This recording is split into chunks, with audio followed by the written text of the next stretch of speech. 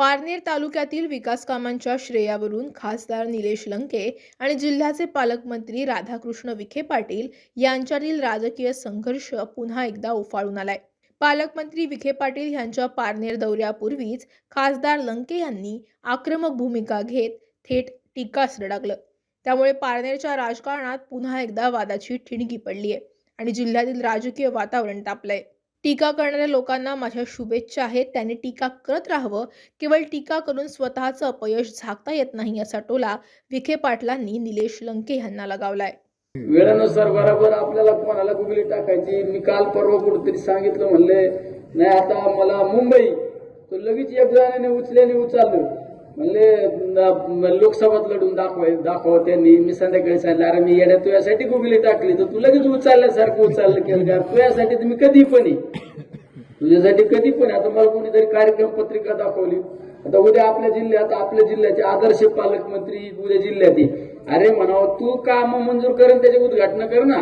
निलेश लंकेने काम केलेलं कशाला उद्घाटन करतो? मी तिकडे 7 कोटीची योजना पळशी आपल्या आश्रमशाळा बांधली, 7 कोटीची आश्रमशाळा बांधली, त्याचं उद्घाटनाला चाललं। अरे स्वतःच्या झेंड्यावर पंढरपूर करायचं शिक, दुसऱ्याच्या झेंड्यावर आपलं तर ओपन असतं। खालच्याला काय सांगायचं, वरच्याला सांगतो डायरेक्ट। आता पारण्याची एसटी स्टँड मी मंजूर करून आणला, आता त्याचे पाणी, कोर्टाची इमारत मी मंजूर करून आणली, त्याची पाणी, आणि दुसऱ्याची पाणी, मी तर दुसऱ्याच्या कामावर सुद्धा जात नाही कधी। माझ्या इथंच तुम्ही कधी सांगा, मी आमदार झाल्यापासून कोणाचं खोटं उद्घाटन कधीच नाही करीत मी। ही जमत नाही आपल्याला खोटं गिळ, आपल्याला ना आपली सवय, आपल्या झेंड्यावर ना छाती काढून पंढरपूरला जायचं, पण दुसऱ्याचा झेंडा चोट्ट्या भामट्यासारखा नाही घ्यायचा भाऊ कधी, हे का नाही? ही तयारी आता काल उद्या आहे काहीतरी।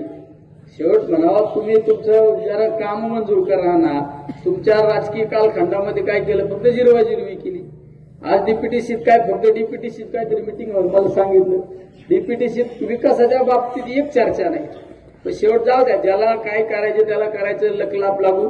आपला तालुका आहे, आपला तालुका स्वाभिमानी तालुका आहे, असा स्वाभिमानी तालुका आपल्याला ठेवायचा।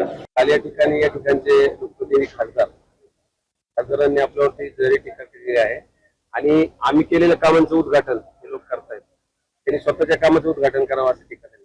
आता डॉक्टर खिलारी साहेबांनी मॅडम कोण जायचं? मग डॉक्टर खिलारी साहेब स्वतःचा दवाखाना आहे त्यांचा, खिलारी साहेबांचा। टीका करणाऱ्या लोकांना त्यांना माझी शुभेच्छा आहे, टीका करत राहा। शेवटी असं आहे की टीका करून आपला पण झाकता येत नाही ना।